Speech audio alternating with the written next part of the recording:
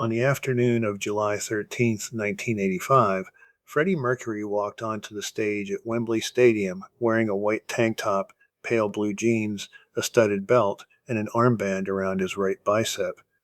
There was nothing especially elaborate about the outfit: no crown, no cape, no flowing satin, no theatrical costume designed to transform him into a fantasy character. There was only Freddie, a piano, a broken microphone stand, three musicians who knew him almost as well as anyone could, and a stadium filled with people who had not come to see Queen alone. Live Aid belonged to dozens of performers. The schedule was tight, sound checks were limited, each act had only a small window in which to make an impression before the stage was cleared for someone else. Queen had approximately 20 minutes. Freddie sat at the piano and played the opening of Bohemian Rhapsody. Almost immediately, the audience recognized it. The music moved into Radio Gaga, and tens of thousands of arms began clapping overhead in unison. Then came Hammer to Fall, Crazy Little Thing Called Love, the great stamping rhythm of We Will Rock You, and finally, We Are the Champions. Between the songs, Freddie sang short sounds into the air, and the crowd sang them back. He raised one arm, delayed a phrase, turned his head, or pointed the microphone toward the stands, and the stadium responded as if it were another member of the band.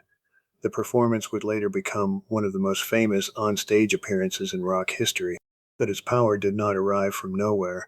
It had been built slowly, in schoolrooms, rehearsal spaces, borrowed studios, cramped apartments, backstage corridors, nightclubs, arguments, hospital rooms, and thousands of hours spent learning what four very different people could do together.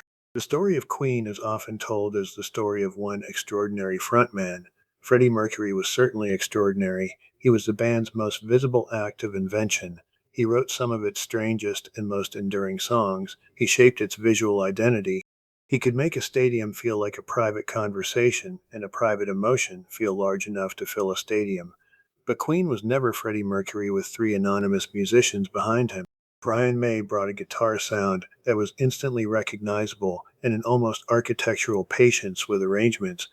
Roger Taylor brought explosive drumming, sharp instincts, high harmonies, and the willingness to challenge almost any idea. John Deacon brought space, groove, electronics, melodic bass lines, and several of the band's most adaptable hits. Freddie did not erase those differences, he stood in the middle of them. Queen became exceptional because four musicians learned to turn disagreement into music. Long before Wembley, before the mustache, before the white tank top and the microphone stand, there was a boy named Farrokh Bulsara. He was born on September 5th, 1946, in Zanzibar, an island off the eastern coast of Africa that was then a British protectorate and is now part of Tanzania. His parents were Bechmi Bulsara and Jer Bulsara. They belonged to the Parsi community, descendants of Zoroastrians who had settled in western India over many centuries. That background placed young Farrokh in several worlds at once. His family was Indian and Parsi, their religion was Zoroastrian. His father worked within the British colonial administration. The family lived in East Africa, maintained close ties to India, and moved through institutions shaped by the British Empire. At about 8 years old, Farrokh was sent to St. Peter's, a British-style boarding school in Panchgani in western India. It was far from his parents and far from Zanzibar. Official accounts say that he began piano lessons around the age of 7. School friends later remembered a child with musical ability, a strong visual sense, and a talent for imitation. They also began calling him Freddie, an easier version of his given name. His family adopted the name as well. At 12, he joined a school group called the Hectics. They played Western rock and roll, drawing from the music that reached India through records, radio, films, and the movement of people across the old British Empire. The Hectics were not a miniature Queen, and young Freddie was not yet the commanding singer who would one day control Wembley. He was primarily the group's pianist. Memories of those years were recorded much later and should not be turned into a prophecy in which every childhood gesture points inevitably toward fame.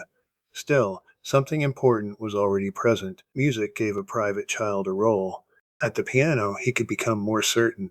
In front of schoolmates, he could use rhythm, clothing, humor, and imitation to create a version of himself that felt larger than ordinary life. That did not mean the larger version was false.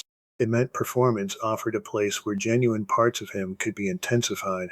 In 1964, the Bull Serra family left Zanzibar during the upheaval surrounding the Zanzibar Revolution. Accounts vary about the exact urgency of their departure, but they were leaving a period of political violence and uncertainty. They settled in Effingham, Middlesex, outside London. This was not the glamorous London that Freddie would later appear to embody. It was suburban, working class, and often gray. The family had crossed continents and lost the familiar social position attached to BOHM's colonial employment. Freddie took jobs to help support himself while continuing his education. He studied first at E.Y. Zulworth Polytechnic and then at E. Ealing College of Art, where he earned a diploma in graphic art and design in 1969. The move to England has sometimes been described as the moment when Freddie abandoned one identity and invented another. The truth is more complicated. He did not arrive as an empty page. He brought Zanzibar, India, boarding school, piano lessons, Parsi family life, Western rock and roll, and the experience of moving between cultures. England added art school, fashion, clubs, record shops, new friendships, and the freedom to experiment with how he presented himself. Freddie did not speak publicly about his childhood as often as later interviewers might have wished. Roger Taylor later recalled that Freddie played down being Indian because British rock audiences of the period might not have imagined an Indian rock star. That is a valuable recollection, but it does not prove that Freddie rejected his family or felt ashamed of his origins. He remained connected to his parents and his sister. After his death, he received a Zoroastrian funeral. His relatives' silence about his background may also have reflected a larger habit. Freddie disliked being fixed in place by explanations. He often refused to decode his songs, define his private life for strangers, or give interviewers a simple version of himself that they could carry away. He preferred the present tense. At E. Ealing, visual identity was not separate from music. British art schools of the period brought together fashion, typography, photography, performance, illustration, and popular culture. Students learned that an image could communicate before a word was spoken. Freddie studied line, shape, color, clothing, and design. He sold clothes at Kensington Market with Roger Taylor. He drew, painted, followed fashion, and absorbed the theatrical possibilities of London in the late 1960s. The stage persona that later seemed instinctive was also carefully designed. In the early years, there would be long hair, flowing sleeves, white satin, black nail polish, jewelry, and harlequin leotards. Later came military jackets, capes, crowns, and exaggerated symbols of royalty. By the 1980s, the hair was cropped, the mustache was unmistakable, and the clothing became simpler and more athletic so that every movement could be read from the far end of a stadium. None of this was merely decoration. Freddie understood that a performer's silhouette mattered. A hand raised above the head, a bent knee, a microphone stand held like a staff, or a white shirt against a dark crowd could turn a human body into a visual signal. Yet friends and employees often described a sharp difference between Freddie on stage and Freddie in private. Peter Freeston, who later worked closely with him, remembered a man who could command a stadium but sometimes feel uncomfortable entering a room filled with strangers. That memory does not need to be treated as a diagnosis. It simply reminds us that stage confidence and ordinary social ease are not the same thing. The performer was not a lie hiding the private man. The performer was a structure that allowed the private man to release qualities he already possessed: wit, competitiveness, tenderness, appetite, ambition, theatricality, and a powerful need to communicate. Before Queen, Freddie passed through several bands. One was called Ibex, later renamed Wreckage. Another was Sour Milk Sea. These groups did not become famous, but they gave him a place to learn. Early recordings and later memories suggest that his ambition was ahead of his technical control. He moved dramatically, pushed other musicians toward greater presentation, and behaved as though a larger audience might appear at any moment. His voice was developing, so was his instinct for scale. At the same time, Brian May and Roger Taylor were building a different musical partnership. Brian May had grown up fascinated by music, astronomy, and physics. As a teenager, he and his father Harold built an electric guitar because a high-quality commercial instrument was too expensive. The guitar would become known as the Red Special. Its construction has become part of Queen folklore. The wood included material from an old fireplace. Other components were adapted from ordinary workshop and household objects.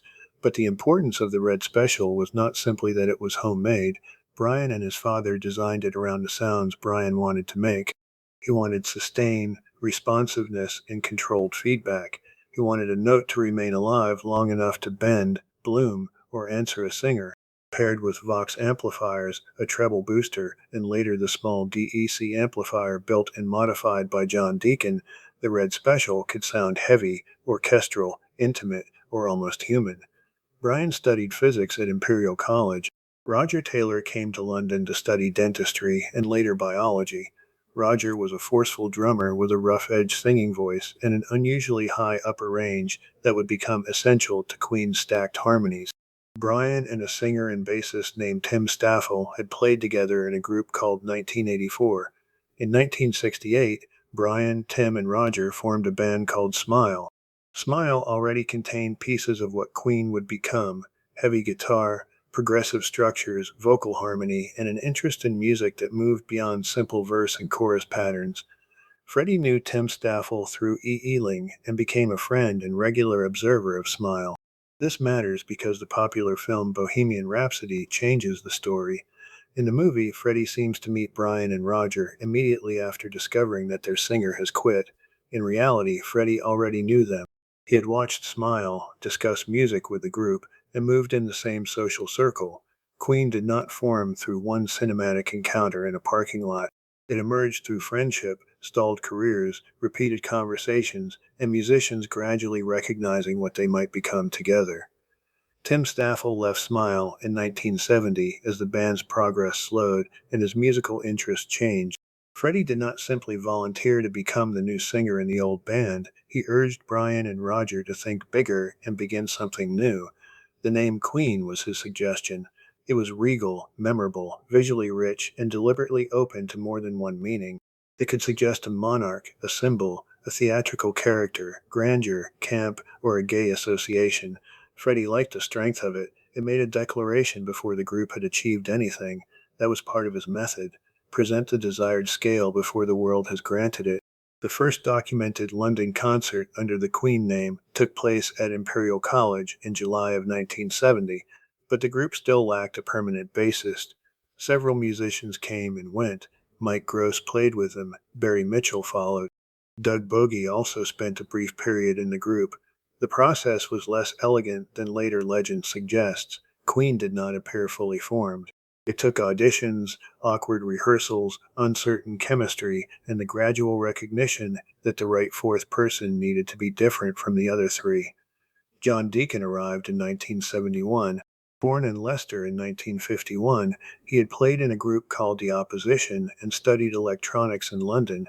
He was younger than the others, quieter, and less interested in claiming the center of a room. That quietness was not emptiness. John listened carefully. He understood equipment. His bass playing could be melodic without becoming crowded. He could hold a complicated arrangement together while Freddie, Brian, and Roger filled the upper space with voices, piano, guitar, and percussion. He joined Queen in March of 1971. The classic lineup was complete. The balance among them was unusual. Brian had the patience to remain with the sound until it matched what he heard internally. He could spend hours arranging a guitar passage that a listener might experience in only a few seconds. His scientific training did not make his music cold. It gave him a habit of asking how things worked, why one sound behaved differently from another, and how several small parts might combine into one larger effect. Roger was less inclined to wait quietly while everyone considered every possibility. His drumming had weight, but it also had urgency. He could sing lead, write direct pop songs, and reach the highest notes in Queen's vocal arrangements. His confidence sometimes sharpened disagreements, yet it also prevented the band from drifting into endless discussion. John's reserve created a different kind of strength. He did not need to comment on every idea in order to hear what the arrangement required. His knowledge of electronics made him useful beyond the bass. The small DAC amplifier associated with Brian's layered guitar sound grew from John's technical curiosity. His bass lines often moved melodically, but they rarely competed with the lead vocal. He understood that restraint could be active. Freddie connected those instincts. He could recognize the dramatic value of Brian's detail, the force of Roger's directness, and the commercial clarity of John's economy. He could also irritate all three. His certainty might arrive before the practical solution. He could demand a result that had never been produced before and leave the others to determine how to build it. This is one reason the idea of Queen as Freddie's backing band is so misleading. A backing band is expected to support a central artist's established direction. Brian, Roger, and John repeatedly changed Freddie's direction. They supplied songs he could not have written in the same way, sounds he could not have produced alone, and resistance that forced his ideas to become more precise. Freddie was the face most people saw first. The identity behind that face belonged to all four: Freddie Mercury on vocals and piano, Brian May on guitar and vocals, Roger Taylor on drums and vocals, John Deacon on bass, electronics, and eventually keyboards and guitar as well. Before the first album, Freddie designed the Queen crest. He used the members' zodiac signs. Roger and John were represented by two lions because both were Leos. Brian appeared as a crab because he was a Cancer. Two fairies represented Freddie's Virgo sign. Around them he placed a phoenix, a crown, and an ornate letter Q. The image looked like inherited heraldry from an ancient royal house. In reality, it represented four young musicians who were still borrowing rehearsal rooms and searching for a record contract. Again, Freddie presented the scale first. Then Queen had to grow large enough to inhabit it. The four members did not succeed because they naturally agreed. They succeeded because their differences were useful. Freddie wanted emotional impact. He could spend endless hours constructing a recording, but he also recognized the value of a sudden dramatic gesture. Brian was patient, precise, and often perfectionistic. Roger was confident, direct, and willing to argue. John was quieter, but he could be firm about his own songs, bass lines, and mixes. There was no single leader in every part of Queen. On stage, Freddie controlled the relationship with the audience. In a guitar-centered arrangement, Brian might guide the structure. Roger could challenge a direction that felt weak or overly complicated. John might say little during an argument and then produce a bass line that changed the entire song. All four eventually wrote major hits. That fact gave Queen unusual range, but it also created competition. Album space was limited. Singles mattered. Songwriting royalties could be substantial. A successful song could affect not only income, but the public idea of whose version of Queen was most valuable. Arguments were not an interruption of Queen's method. Arguments were part of the method. Before the band could sound enormous, however, it had to make use of whatever resources were available. Queen rehearsed intensively and accepted an arrangement at Delane Lee Studios. The musicians helped test rooms and equipment, and in exchange, they received access to recording time. They made demos of songs including Keep Yourself Alive, Liar, Great King Rat, The Night Comes Down, and Jesus. Producers John Anthony and Roy Thomas Baker heard potential, but record companies were not immediately convinced. The waiting period was frustrating, but it helped shape Queen's habits. The studio became more than a room in which four musicians played a song once. The limitations of analog recording also shaped the emotion of these records. Today, a digital session can contain an almost invisible number of tracks and revisions. Queen worked with tape that physically passed through a machine. Every overdub required decisions. Every edit involved material that could wear, stretch, or be cut. That did not make the process primitive. It made the arrangement tangible. A harmony was not simply selected from a menu. Freddie, Brian, and Roger had to sing it. If they wanted it thicker, they sang it again. If the consonants blurred, they repeated the phrase. If one note needed to appear brighter, Roger might strengthen the top while Brian filled the middle. The apparent choir was built from breath, fatigue, repetition, and judgment. Brian's guitar layers required the same discipline. Each line needed to leave room for the others. Too many parts in the same register would create mud rather than grandeur. The orchestral effect depended on separation. One line might rise while another remained still. One guitar might answer Freddie, while another quietly completed the harmony beneath it. John and Roger then had to keep the structure from collapsing under its decoration. Roger's drums marked the emotional architecture. John's bass connected the chords and allowed movement between sections. Their work made the difference between an arrangement that sounded enormous and one that merely sounded crowded. This careful construction helps explain why Queen could move among styles without becoming completely unrecognizable. The genre might change, but the method remained familiar. Strong melody, contrasting sections, distinct instrumental personalities, voices treated as architecture, a willingness to make a sudden turn and then commit to it so completely that the turn felt inevitable. Queen did not invent opera, gospel, hard rock, funk, music hall, or rockabilly. The band combined established forms in a way that sounded unmistakably like Queen. It became an instrument. A vocal line could be recorded again and again until three singers seemed to become 30. Brian could record separate guitar notes and melodies that fitted together like a small orchestra. One guitar might act like a violin, another might answer it like a viola. The lower line could provide the weight of a cello. A bright line could resemble brass or a second human voice. When listeners describe Brian May's guitar as orchestral, they are not simply hearing many copies of the same performance.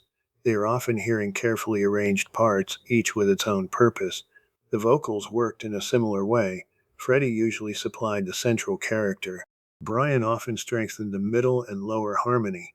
Roger could rise above them with a bright, piercing upper register. John did not generally sing in the great Queen vocal stacks, but his restraint helped make room for them. He could keep the rhythm moving without filling every available space. Queen's first album was released in 1973. It contained hard rock, fantasy, religious imagery, long arrangements, quiet passages, and hints of the dramatic contrast that would soon define the band. Keep Yourself Alive sounded confident, but it did not become the immediate hit that Queen hoped it would be. The album had taken so long to complete and release that the musicians already felt they had moved beyond it. This gave early Queen a strange quality. The band could sound polished and impatient at the same time. It was presenting one version of itself while already imagining the next. The album sleeve included a statement that no synthesizers had been used. This was not necessarily a permanent declaration against technology. It was partly a boast. Sounds that listeners might assume came from keyboards had been created with guitars, voices, amplifiers, tape, and effects. Queen would later use synthesizers openly, but in the early years, the claim helped define the group's technical identity. Queen 2, released in 1974, pushed the fantasy, contrast, and layering much further. The album was divided into a white side and a black side, associated broadly with Brian's and Freddie's material.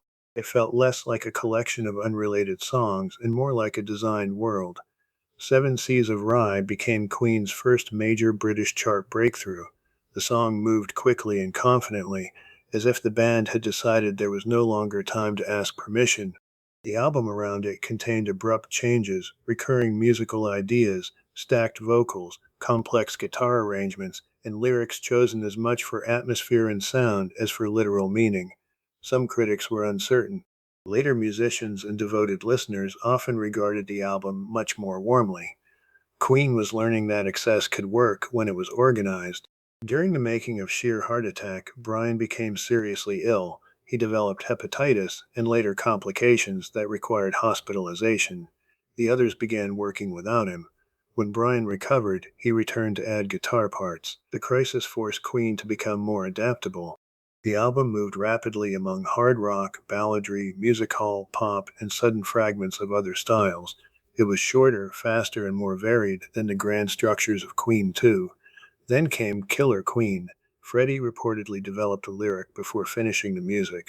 The song introduced a sophisticated character surrounded by luxury, wit, danger, and suggestion. Freddie's vocal was unusually controlled. Piano, hand claps, harmonies, and Brian's carefully layered guitar solo created a miniature world in just a few minutes. Killer Queen reached number 2 in Britain. It proved that Queen's eccentricity could fit inside a concise pop single. It also made Freddie Mercury recognizable to a much wider audience. Touring accelerated that process. The studio allowed Queen to multiply itself, but a concert required 4 people to imply all those layers in real time. Roger's drums provided force and direction. John kept the arrangements clear. Brian chose guitar lines that suggested the larger recorded structures. Freddie moved more freely and learned how to use the audience itself as part of the show. A broken microphone stand became one of his most famous props. The accident had apparently occurred during an earlier performance, leaving only the upper part of the stand. Instead of discarding it, Freddie recognized that the shortened stand could move with him. He carried it, pointed with it, leaned on it, raised it, and used it to extend a line of his body. It was practical, theatrical, and unmistakably his. In 1975, Queen arrived in Japan and encountered a level of enthusiasm that astonished the band. An unexpectedly large crowd greeted them at Heianto Airport. Estimates vary, but the exact number matters less than the emotional effect. Japanese fans had studied the album art, clothing, photographs, and less obvious songs. They did not treat Queen as a group with only one or two recognizable singles. The band felt seen in detail. Japan would remain one of Queen's most loyal markets. By then, the group appeared successful. Records were charting, concert audiences were growing, international demand was real. Yet the members believed they had received surprisingly little personal financial benefit. Their agreement with Trident combined management, production, studio expenses, and other costs in a structure the musicians increasingly viewed as restrictive. Public success generated more travel, more production demands, and more expectations, but not the financial security they believed should have followed. They looked famous and felt broke.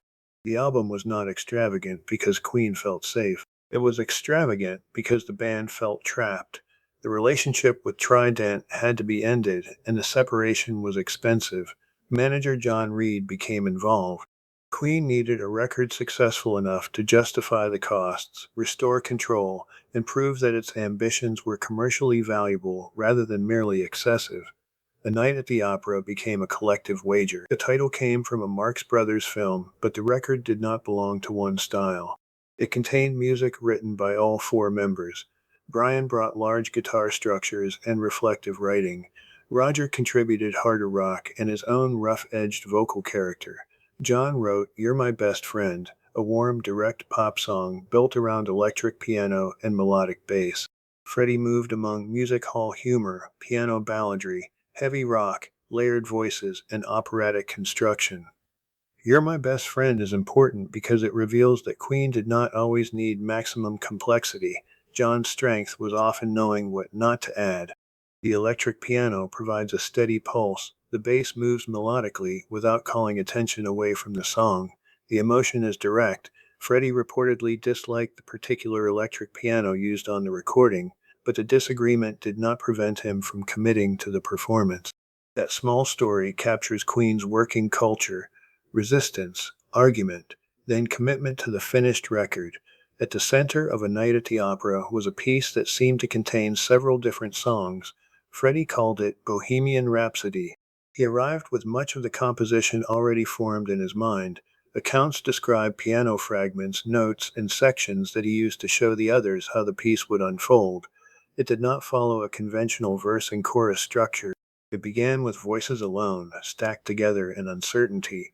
Then the piano entered, and Freddie sang what sounded like a confession. Brian's guitar extended the emotion without words. The music then entered a mock operatic world filled with rapidly changing voices, names, judgment, pleading, and theatrical chaos.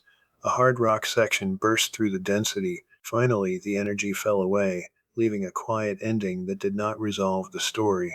The construction required patience that would be difficult to imagine in a modern digital studio and was remarkable in the world of analog tape. Freddie, Brian, and Roger recorded small vocal parts repeatedly. Those performances were layered into choirs. According to a Library of Congress account, one portion involved approximately 180 overdubs. Some vocal sessions lasted 10 or 12 hours.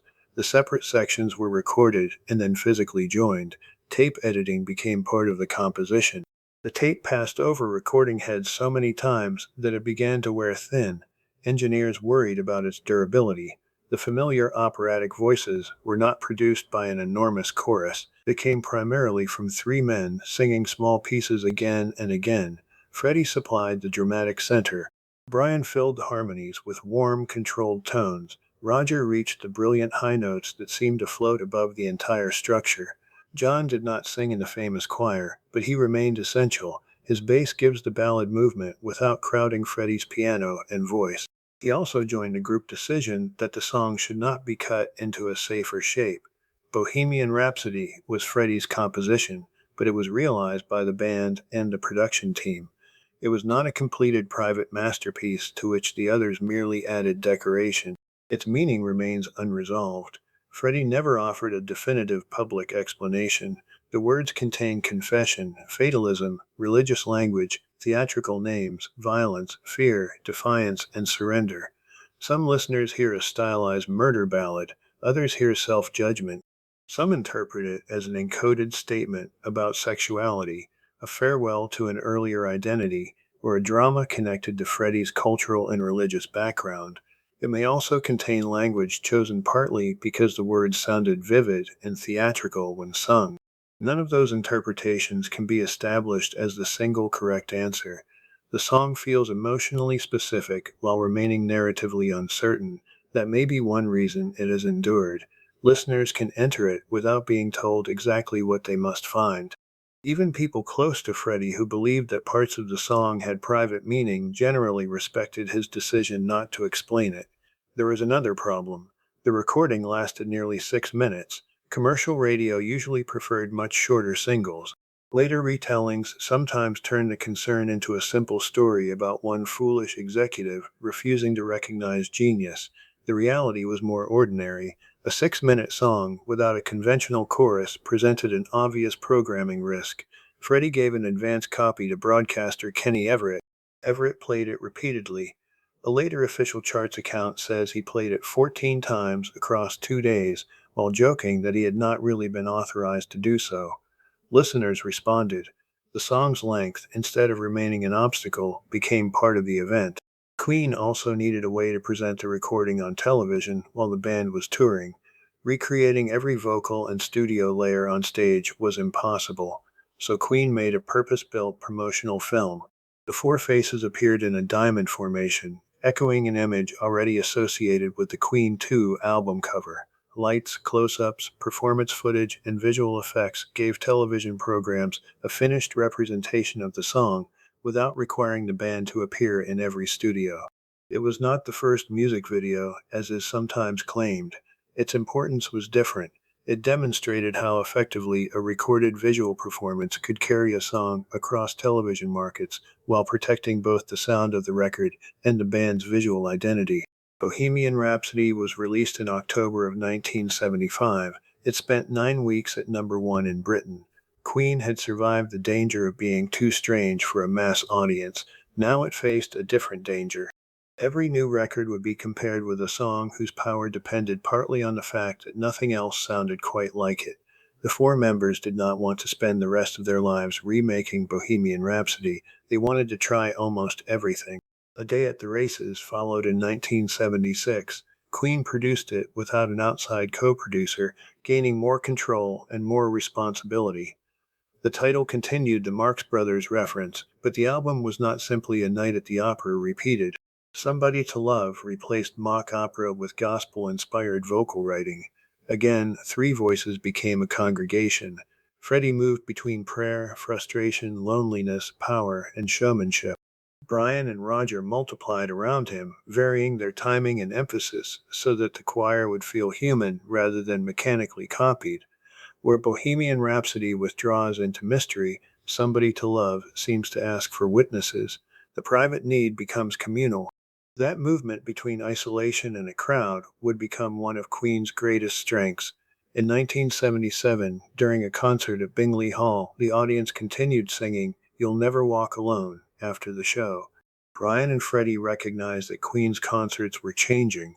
The audience did not want only to watch, it wanted a part to perform. Brian began thinking about a song that would allow thousands of people to participate with almost no instruction. The result was We Will Rock You. Stamp, stamp, clap. The rhythm was simple enough for an arena to understand instantly. Conventional instrumentation was held back until Brian's final guitar solo. The empty space was not a lack of arrangement, it was the arrangement. It left room for the crowd. Freddie wrote We Are the Champions as a companion of sorts.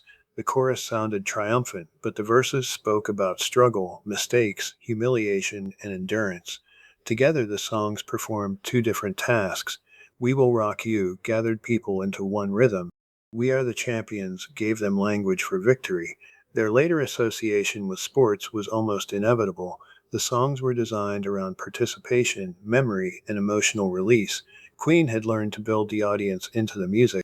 By the late 1970s, Queen had become internationally famous, but the band had not settled into one musical identity.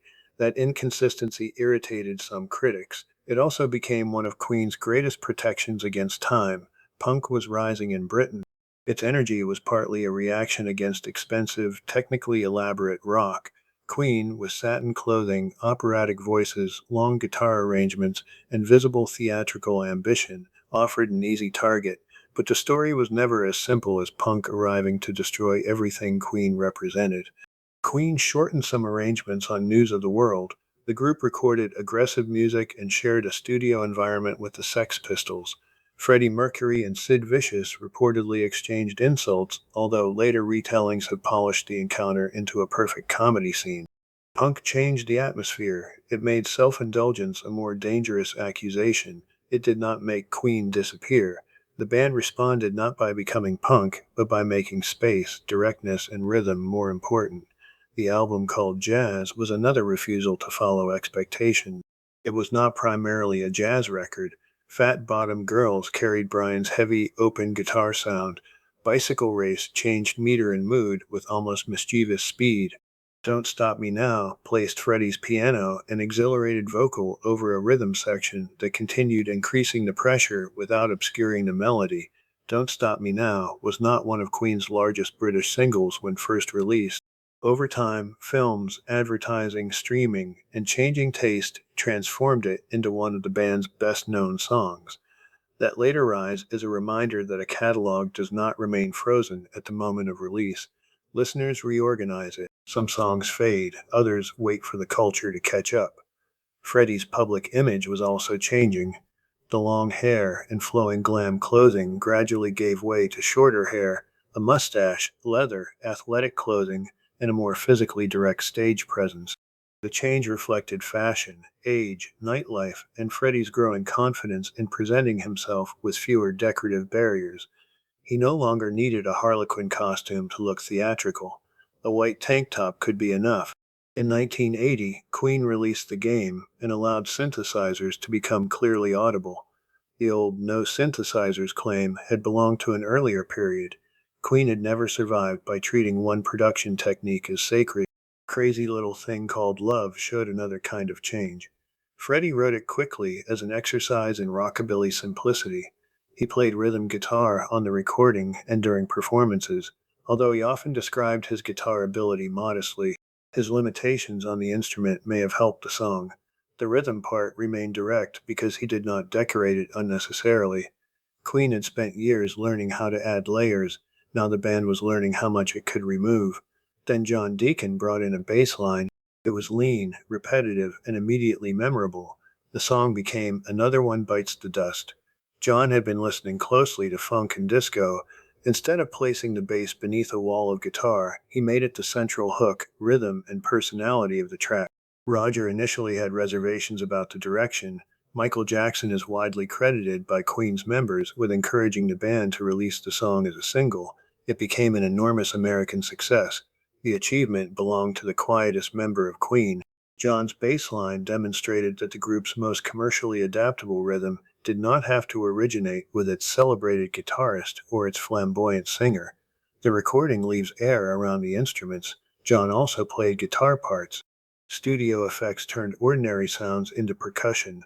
The result felt modern, physical, and very different from the enormous vocal architecture of Bohemian Rhapsody. Its success encouraged Queen to explore dance music further. That exploration would eventually create tension. Before that, the band recorded music for the film Flash Gordon. The soundtrack required Queen to serve scenes, characters, and recurring images rather than simply build a conventional album. The work encouraged shorter cues, synthesizers, repeated themes, and music shaped around another world. Queen had always been cinematic. Now it was literally writing for cinema. In 1981, Queen entered Mountain Studios in Montreux, Switzerland, and found David Bowie nearby. an informal session developed. The musicians played, improvised, and built around a bass figure associated with John Deacon. Later recollections differ about exactly who created, remembered, changed, or temporarily forgot parts of the riff. There is no need to invent one perfect argument behind a closed studio door. What is clear is that the session became competitive. David Bowie and Freddie Mercury were both commanding vocal arrangers. Neither man was likely to disappear politely into the background. Brian later recalled that some of the heavier guitar ideas he wanted were reduced in the final mix. The tension remained inside the recording. In Under Pressure, the voices circle one another. They interrupt, imitate, challenge, and finally converge. The song reached #1 in Britain. Its success did not mean the collaboration had been comfortable. Queen often made its best records by preserving discomfort rather than solving every disagreement first. The same principle governed the band internally. Freddie might dominate the final vocal character of a song. Brian could insist on structural precision. Roger could reject an idea bluntly. John, though quieter, could take close control of one of his compositions and defend a bass line, guitar part, or mix. Songwriting income made those arguments more serious. For much of Queen's career, songs were credited to individual members. A hit single could bring its writer much more publishing income than the others. It could also influence which members seemed to define the band in the public imagination. Freddie wrote Bohemian Rhapsody and Somebody to Love. Brian wrote We Will Rock You and many of Queen's grand guitar songs. Roger wrote Radio Gaga and brought a direct pop instinct of his own. John wrote You're My Best Friend, another one bites the dust, and I Want to Break Free. Queen's range was partly the result of four competing songwriters. The price of that range was recurring conflict over album space, singles, production, and money. Away from the studio, Freddie's stage confidence created the impression that he lived in a constant state of public celebration. The private reality was more carefully divided. He could host elaborate parties, enjoy clubs, tease friends, collect beautiful objects, and fill a room with energy. He could also retreat behind the walls of Garden Lodge, his home in Kensington, and protect access to himself with great care. This contrast was not hypocrisy. The stage provides rules, the lights identify where to stand, the music tells the body when to move. An audience expects transformation. Ordinary social life is less structured. For some performers, the stage is not where they hide. It is where they know exactly how to be seen. Mary Austin entered Freddie's life near the beginning of the Queen story. They lived together and were romantically involved until the mid-1970s. Their relationship changed as Freddie acknowledged his attraction to men, but their bond continued for the rest of his life. Mary became one of the people he trusted most deeply. Freddie later left Garden Lodge and a major part of his estate to her. He sometimes described her publicly in language suggesting a permanent partnership, including the familiar phrase common-law wife. That description reflects Freddie's sense of the relationship, but it should not erase the importance of the men who later shared his private life. Love of My Life has long been associated with Mary Austin. Many accounts say Freddie wrote it for her. Because he did not leave a formal public explanation proving every part of the song's meaning, the safest way to hear it is as a song closely connected with her, rather than a diary entry whose every line can be decoded. Freddie resisted that kind of decoding. His relationships do not fit neatly into the labels that later generations sometimes want to assign. He had major relationships with women and men. Mary later recalled that Freddie told her he believed he was bisexual, and that she replied that she believed he was gay. Friends and biographers have used different words. Freddie did not leave a stable public definition for historians to enforce. It is more honest to describe the relationships that are documented and respect the uncertainty around the label he would have chosen in another time. During his final years, Jim Hutton, an Irish hairdresser, became his partner and lived at Garden Lodge. Many intimate details of their relationship come from Jim's later memoir and interviews. Those recollections are valuable because he was there, but exact dialogue and private scenes should still be understood as personal memory rather than a recording of every moment. Peter Freeston, Freddie's personal assistant, and Joe Finelli, his chef and former partner, were also part of the small household circle that protected his daily life. Garden Lodge revealed another side of Freddie. He collected Japanese woodblock prints, paintings, furniture, glass, clothing, and decorative objects. He attended auctions and cared deeply about how rooms were arranged. The collection, later documented through Sotias, showed the same art school attention that had shaped the Queen crest and his stage clothing. He did not merely acquire expensive things because he was famous. He studied them. He created an environment. His cats were part of that private world as well. Associates remembered Freddie speaking to them over the telephone while traveling. They appeared in photographs and on clothing. One of them inspired the song Delilah. The stories are warm, partly because they reduce the distance between the enormous stage figure and ordinary domestic affection. At home, the man who could direct 80,000 people might worry about whether a cat recognized his voice. Freddie also participated in the nightclub cultures of London, New York, and Munich. Fame gave him access to communities in which he could express parts of himself more openly. It also made privacy increasingly fragile. The responsible way to tell this part of his life is not to count partners, repeat every drug story, or treat rumors as evidence. The deeper tension was between liberation and exposure. Freddie sought spaces in which he could live freely, while newspapers and strangers increasingly treated his private life as public property. Musically, Queen continued moving toward dance rhythms. The success of Another One Bites the Dust made that direction commercially tempting. Freddie and John were especially interested in Black American dance music, electronic textures, bass, and the energy of clubs. Brian and Roger remained more attached to guitar force and rock arrangements. Those different instincts collided on Hot Space in 1982. The album did not completely abandon rock, but it changed the balance. Body language reduced conventional guitar and emphasized bass, synthesizer, empty space, and sensual repetition. Backchat, primarily written by John, became a negotiation over how much guitar the track needed. Many established fans disliked the result. Some heard the album as a betrayal of Queen's identity, but Hot Space was not an inexplicable mistake dropped into the catalog from nowhere. It grew from the success of Another One Bites the Dust, changing club music and the band's determination not to repeat itself. The experiment had a cost. Queen preserved artistic movement, but it weakened the trust of listeners who wanted the band to remain centered on hard rock.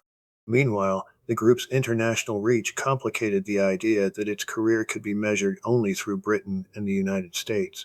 Queen played enormous concerts in South America during the early 1980s.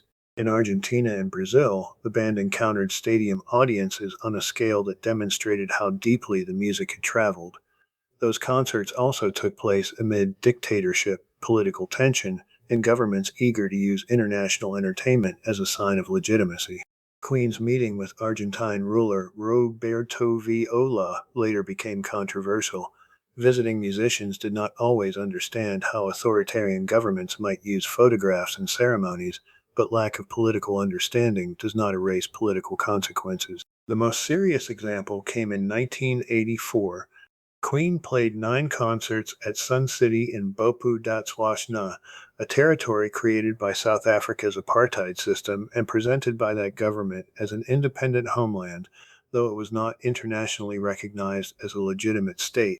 An international cultural boycott urged performers not to appear in apartheid South Africa. The goal was to deny the regime the prestige and appearance of normality created by major international artists. Queen played despite the boycott and the warnings surrounding it. The band was condemned, fined by the British Musicians Union, and placed on a United Nations-linked list of performers who had appeared in South Africa. Queen's members argued that they had played to integrated audiences and saw themselves as musicians rather than politicians. That explanation is part of the history because it reflects how they justified the choice. It does not remove the central criticism. The boycott was not only about who sat together inside one venue, it was about the cultural and economic value that apartheid South Africa gained when famous international performers treated the country as a normal destination. Roger Taylor later said that the band went with good intentions, but that the decision was a mistake. It remains one of the clearest ethical failures in Queen's story. The same year, Queen released The Works. The album restored a more familiar balance among guitar, drums, synthesizers, and large pop hooks. Roger wrote Radio Gaga, a song that used electronic textures while mourning the fading intimacy and importance of radio. John wrote, "I Want to Break Free," a direct melody paired with a video built around British soap opera parody and cross-dressing. British viewers could recognize the visual references, including the style of Coronation Street. Some American viewers encountered the images without that comic context. It is often claimed that the video single-handedly destroyed Queen's American career. That is too simple. The after effects of Hot Space, changes in American radio and pop, touring choices, promotion, and shifting musical fashion all contributed. The video became one factor within a broader decline. Outside the United States, Queen remained highly successful. This is important because the film Bohemian Rhapsody later presents the band as though it had broken apart and needed to reunite before Live Aid. That did not happen. Queen had tensions. Freddie's solo work created some distance. The American market had weakened. But the band had released the works, toured extensively, and scored major British and European hits. There was no formal breakup. There was no dramatic reunion in which Freddie returned to beg forgiveness. Live Aid did not rescue a band that no longer existed. It reminded the world what the existing band could do better than almost anyone. When the invitation came, Queen had reasons to hesitate. Large multi-artist benefit concerts could be chaotic. There might be poor sound, little rehearsal, rushed stage changes, and almost no control over presentation. Manager Jim Beach and promoter Harvey Goldsmith helped move the discussion forward. Brian later recalled encouraging Freddie once the opportunity became real. Bob Geldof's instruction was simple in spirit: do not indulge yourselves, play the songs people know. Queen treated the short appearance as its own performance rather than cutting a random piece from a normal concert. The band rehearsed the transitions. It selected openings, choruses, and climaxes that could connect with almost no dead time. There would be no opportunity for a conventional sound check. The musicians needed to trust their physical memory of the songs and one another. At approximately 6:41 in the evening on July 13, 1985, Freddie walked to the piano. The opening section of Bohemian Rhapsody gave immediate recognition and placed him at the center of the stage without requiring movement. Radio Gaga expanded the relationship outward.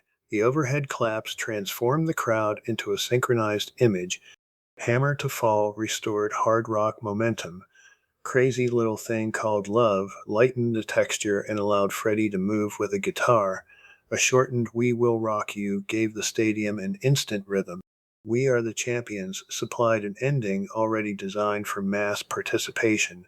Different sources count the exact length differently, depending on whether transitions and applause are included. Approximately 20 minutes is the safest description. The technical conditions were not perfect. Roger later remembered limited monitoring. The musicians could not rely on hearing every detail clearly. They relied on familiarity. Queen's arrangements contained signals. A raised arm could indicate an entrance. A delayed phrase could increase tension. Freddie could sing one short sound and leave exactly enough room for the audience to answer. The famous AO exchange was not a supernatural power appearing for the first time at Live Aid. Freddie had practiced call and response across years of touring in different countries, languages, and stadiums. What made Wembley remarkable was the speed with which he established that relationship among people who had gathered for many artists, not only Queen.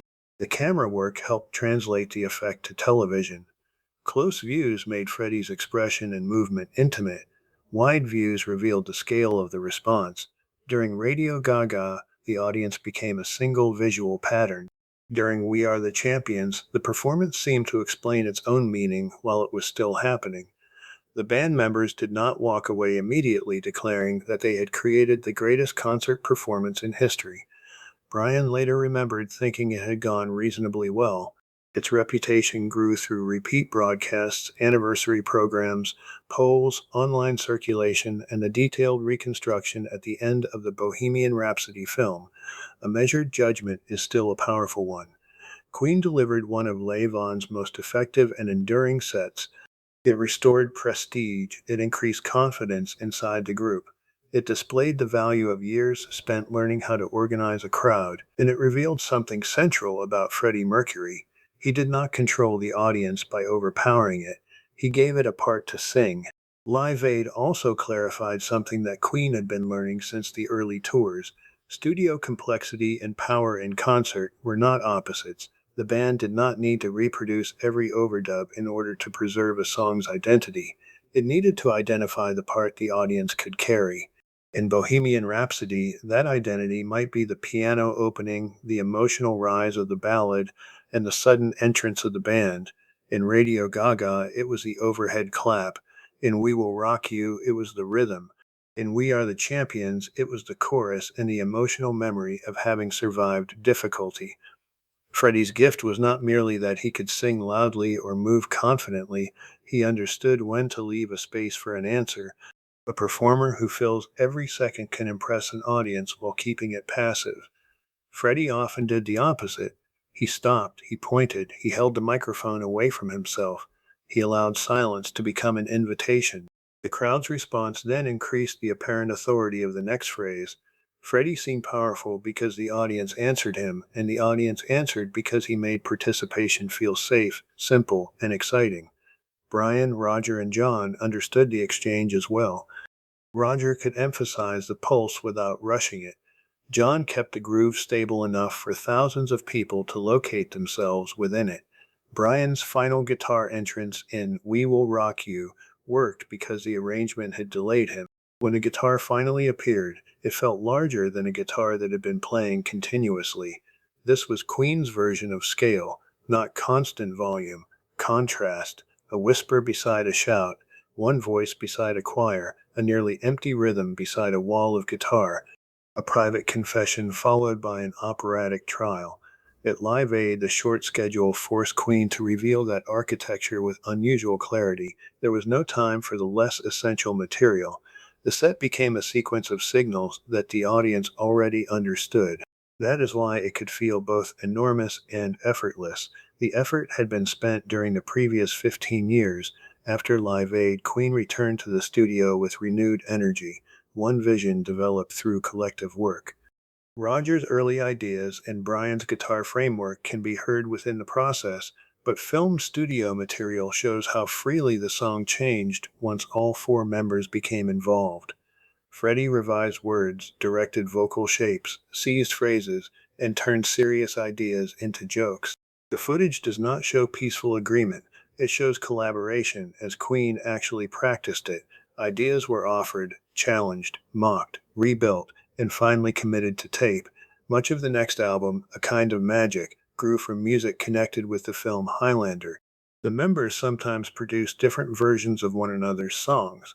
Freddie reshaped Roger's title song into the arrangement that became the hit. He understood that a songwriter could bring in an idea and another member might hear the structure, hook, or emotional focus differently.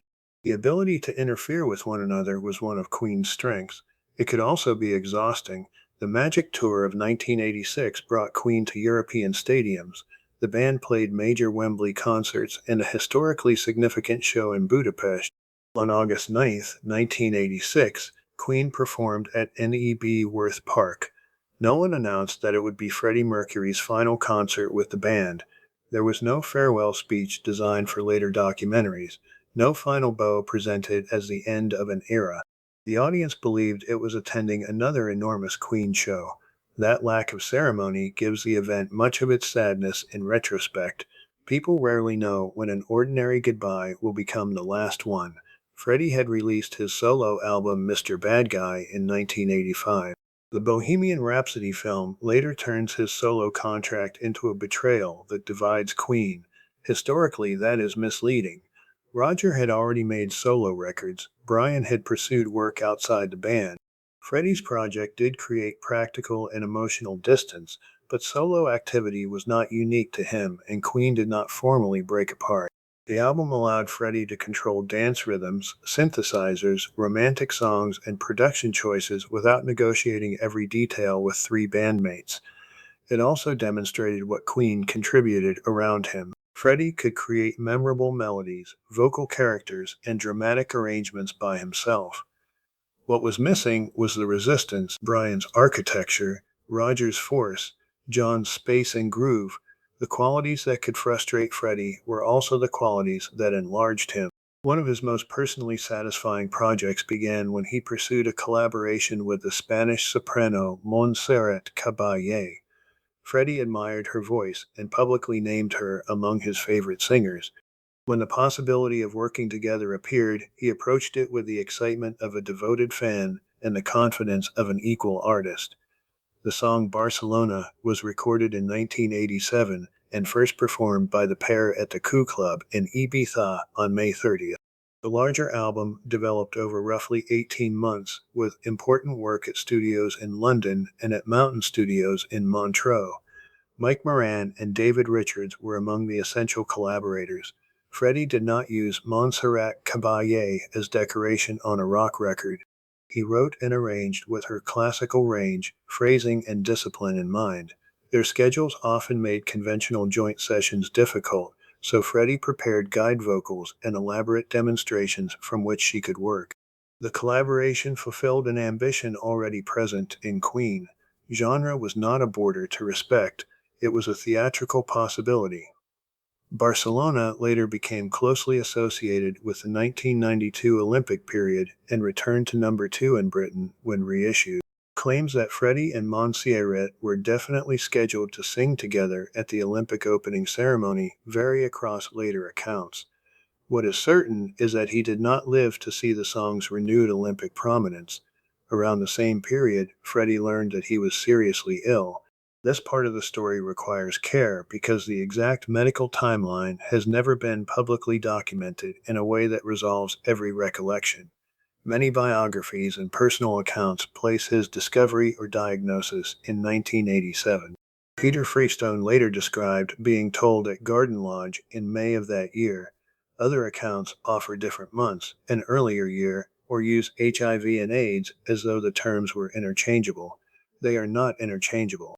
The most responsible conclusion is that recollections generally place Freddie's discovery that he was seriously ill in 1987, while the exact testing and diagnosis timeline remains private and uncertain.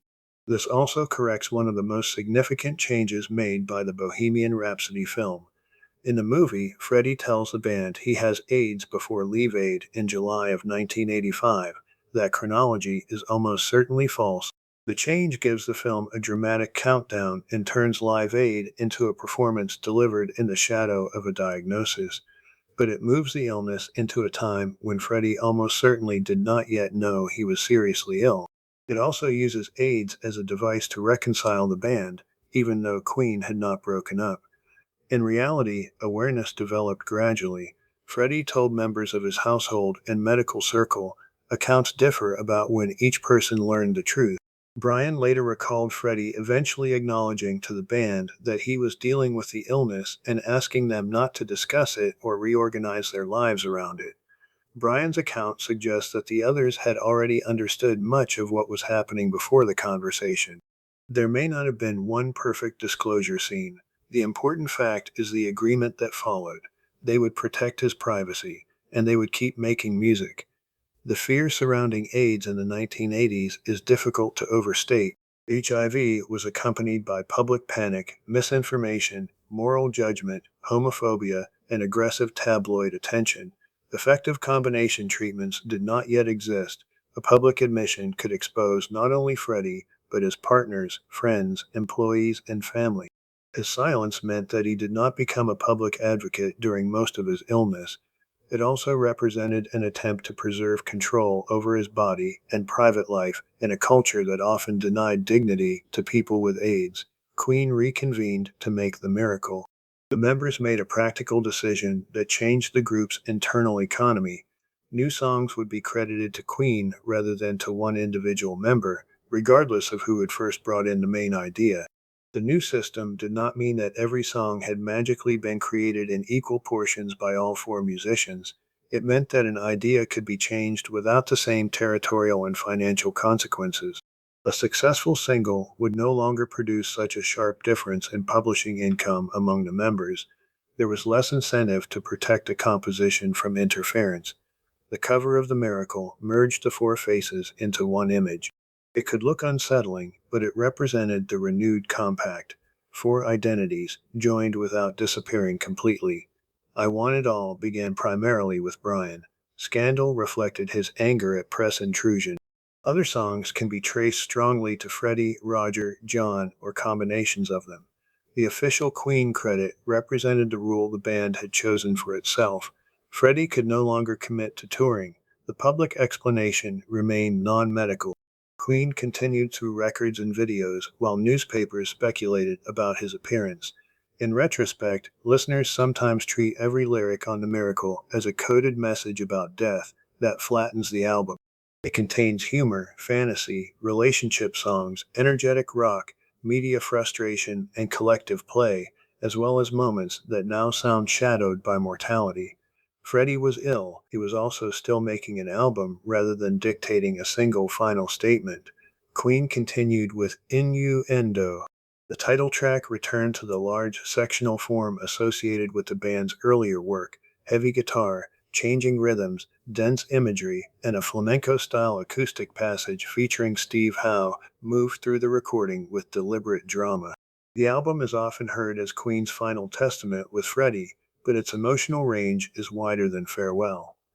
I'm Going Slightly Mad uses black humor. Headlong is fast and physical. These Are the Days of Our Lives, initiated primarily by Roger, reflects on memory, affection, and the value of the present. The Show Must Go On, developed primarily by Brian, addresses a performer who continues while suffering behind the performance. Brian worried that Freddie might not have the physical strength to sing it. His later account of the session has become famous. The exact wording varies across retellings, but Brian remembered Freddie dismissing the concern, taking a drink, and delivering the demanding vocal. The recording itself supports the heart of the story. Freddie retained extraordinary focus. The Show Must Go On should not be described as Freddie's own composition or as a literal personal note written by him. Brian created its principal framework with an understanding of Freddie's condition. Freddie then gave the song its human authority through performance. That distinction does not weaken the story, it makes it a Queen story. One member found the structure for what another was living. Freddie asked the others to keep bringing him material while he could still sing. Brian later recalled that even fragments were welcome. The group could record Freddie's vocal first and complete parts of the instrumental setting later. This reversed the normal order of work. Time had become the resource they could not replace. The decision to continue recording also protected Freddie from being reduced to an illness while he was still alive. Inside the studio, there were practical questions to solve. Was the key comfortable? Did a phrase need another take? Should the harmony enter earlier? Was Brian's guitar answering the voice or obscuring it? Those questions were ordinary, and their ordinariness mattered. The outside world was studying photographs and searching for confirmation. Inside, the band could concentrate on sound. Freddie could still make jokes, reject ideas, praise a performance, become impatient, and ask for another attempt. He remained a collaborator rather than an object of speculation. The others also had to learn a new kind of restraint. They knew that time was limited, but treating every session as sacred and tragic could have made work impossible. Queen's familiar habits offered continuity. Arguments could still happen, humor could still interrupt seriousness. A song could remain a song instead of becoming a monument before it was finished. This makes the late vocals especially powerful. They do not all sound like farewell performances because Freddie was not singing only about dying. He was singing characters, jokes, memories, declarations, and melodies. Illness changed the conditions of the work, but it did not become the only subject available to him. When listeners hear those recordings now, they know what the people outside the studio did not yet know. That knowledge changes the emotional weight. A line about time can seem prophetic. A look into a camera can seem planned as a final goodbye. Sometimes that interpretation may be right. Sometimes later knowledge is being placed onto an earlier moment. The most respectful approach is to hold both possibilities. Freddie understood that his time was limited. He also remained a working musician whose every word did not need to function as a coded last message. The loyalty of the final period was practical rather than sentimental. Brian, Roger, and John protected the information. Freddie recorded what he could. The others kept the material safe and later completed it. Mary Austin, Jim Hutton, Peter Freestone, Joe Finelli, and the household circle preserved daily privacy. No single person owned the whole truth of those years. Together, their recollections reveal a man trying to keep control of the rooms that remained his. The studio, however, was not described only as a room of grief. Brian has repeatedly remembered humor, concentration, teasing, and the familiar pleasure of making records. The illness remained real, but work created a protected space in which Freddie could still be a singer among bandmates rather than a public symbol of disease. Mother Love is generally identified as Freddie's final vocal recording session with Queen. He completed most of the song, but not the final verse. Brian later sang that section. Claims about a person's absolute final song can become confusing. The last composition, last complete vocal, and last attempted vocal may not be the same event. The careful conclusion is that Mother Love is generally identified as his final Queen vocal session. Queen accepted an award at the 1990 Brit Awards. Freddie appeared with the band but spoke very little. In 1991, he filmed a video for These Are the Days of Our Lives. It became his final Queen video appearance. The black and white photography reduced some visible signs of illness, though viewers and newspapers continued to speculate. At the end, Freddie looked into the camera and offered a final expression of affection. Those seconds later came to feel like a deliberate farewell. They may have carried that intention. No narrator can know every thought behind his eyes. By 1991, British tabloids were publishing increasingly intrusive reports about Freddie's health and appearance. On November 23rd, he released a public statement confirming that he had tested HIV positive and had AIDS. He explained that he had maintained privacy to protect the people around him and asked friends and supporters to join the fight against the disease. The statement included the words that the time had come for his friends and fans to know the truth. Freddie Mercury died at Garden Lodge the following day, November 24, 1991. The announced cause was bronchial pneumonia resulting from AIDS. He was 45 years old. The public confirmation and his death arrived only one day apart. For people who had followed the rumors, there was still shock. Private reality had become public fact with almost no time between acknowledgement and mourning. The important details of Freddie's final years are not descriptions of physical decline. They are work, privacy, loyalty, and the effort to preserve ordinary human dignity while the outside world demanded access. Fans gathered, musicians offered tributes. Brian, Roger, and John faced a question that could not be solved by another recording session. What should Queen do when the person at the center of its public image was gone? On April 20th, 1992, the Freddie Mercury tribute concert for AIDS awareness took place at Wembley Stadium. Brian, Roger, and John performed with a large group of guest singers and musicians. The event functioned as both a memorial and a public health intervention. Enormous global audience figures have often been repeated, including estimates of more than 1 billion viewers. Such numbers should be understood as promotional estimates rather than precise audited measurements. The essential point does not depend on a record-breaking number. One of the world's most famous rock stages was being used to say the word AIDS openly, remember a man who had died from it, and raise support for the fight against the disease. Brian, Roger, and manager Jim Beach established the Mercury Phoenix Trust. The organization went on to support HIV and AIDS initiatives around the world. This work became one part of Freddie's legacy, created after the silence and secrecy of his final years. The musical work was not finished either. Before his death, Freddie understood that the others might complete the vocals he was leaving behind. Brian, Roger, and John needed time before they could return to them. Made in Heaven was released in 1995. The album combined Freddie's final Queen vocals with reworked material from his solo career and other sources. The surviving members constructed new instrumental settings so the result would feel like a Queen album rather than a collection of unfinished demonstrations. A posthumous album cannot recreate the decisions that 4 living people would have made together. Freddie could not reject a guitar part, change a harmony, laugh at a lyric, or insist that a section be removed. Yet the album preserved a final collaborative intention. He had recorded because he trusted the others to understand what to do with what remained. Brian later described the project as a labor of love and, in a sense, an illusion. The finished music could sound as though all 4 members had occupied the studio together, even though much of its unity had been assembled later. That illusion was not intended to deceive, it was an act of completion.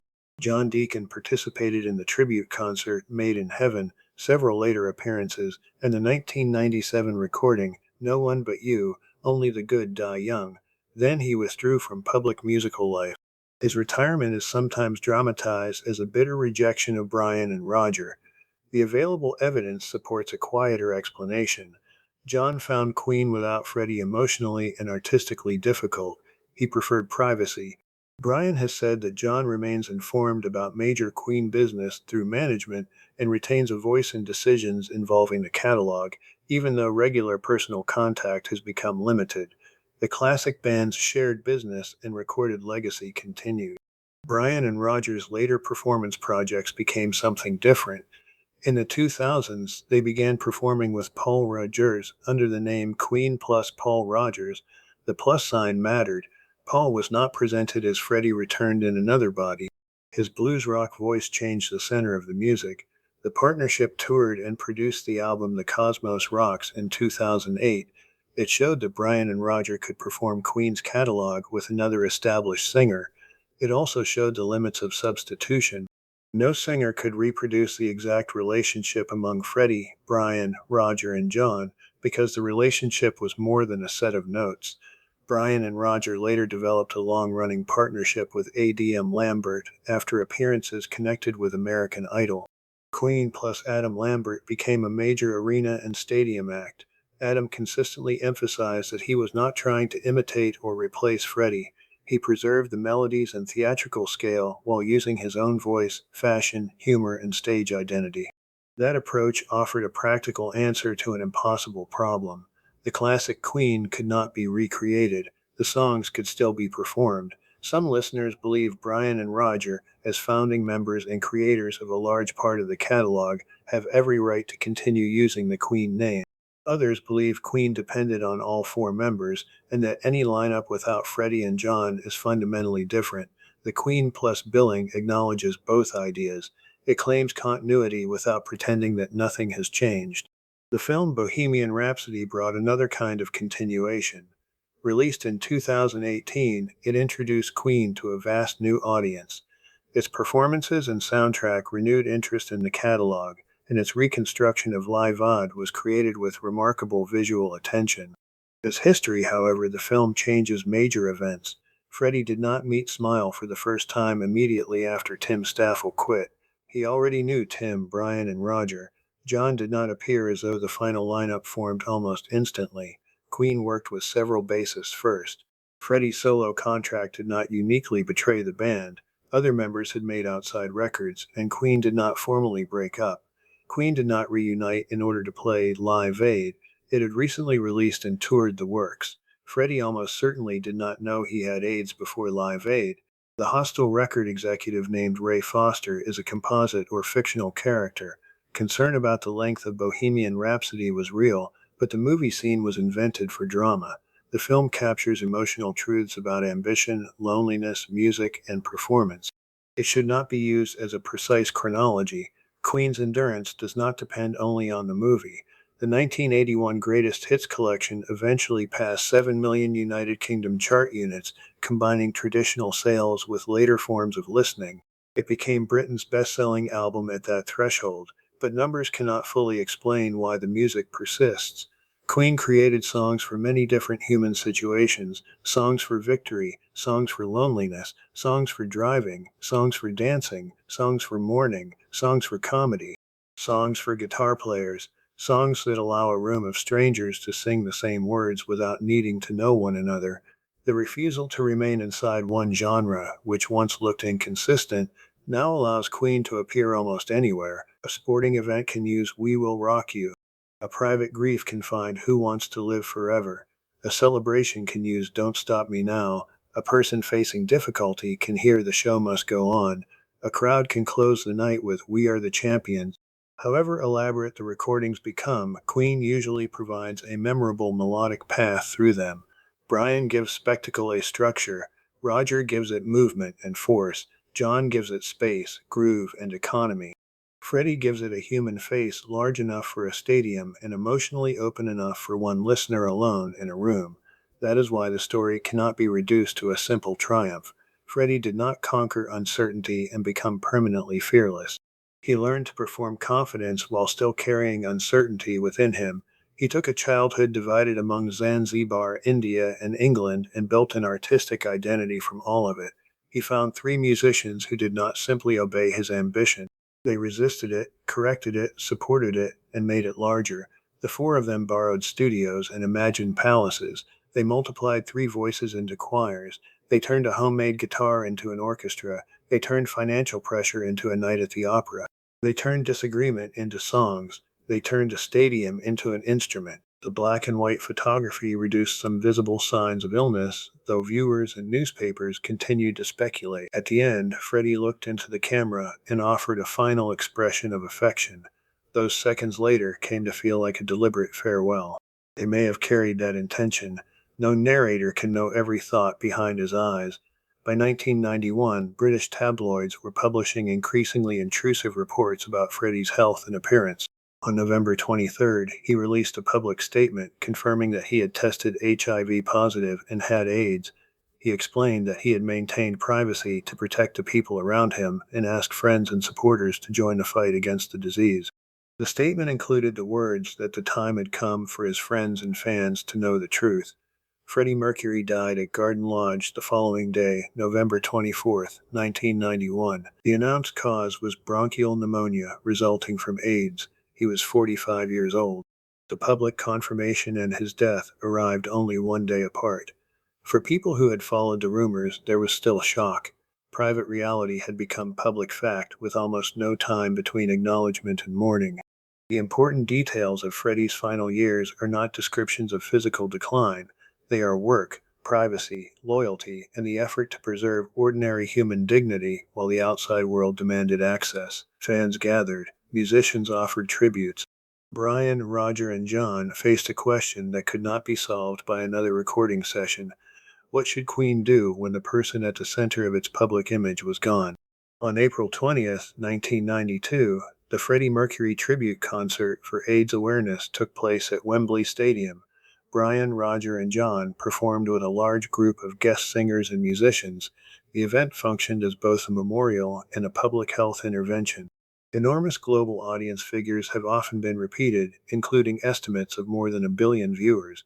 Such numbers should be understood as promotional estimates rather than precise audited measurements. The essential point does not depend on a record-breaking number. One of the world's most famous rock stages was being used to say the word AIDS openly, remember a man who had died from it, and raise support for the fight against the disease. Brian, Roger, and manager Jim Beach established the Mercury Phoenix Trust. The organization went on to support HIV and AIDS initiatives around the world. This work became one part of Freddie's legacy, created after the silence and secrecy of his final years. The musical work was not finished either. Before his death, Freddie understood that the others might complete the vocals he was leaving behind. Brian, Roger, and John needed time before they could return to them. Made in Heaven was released in 1995.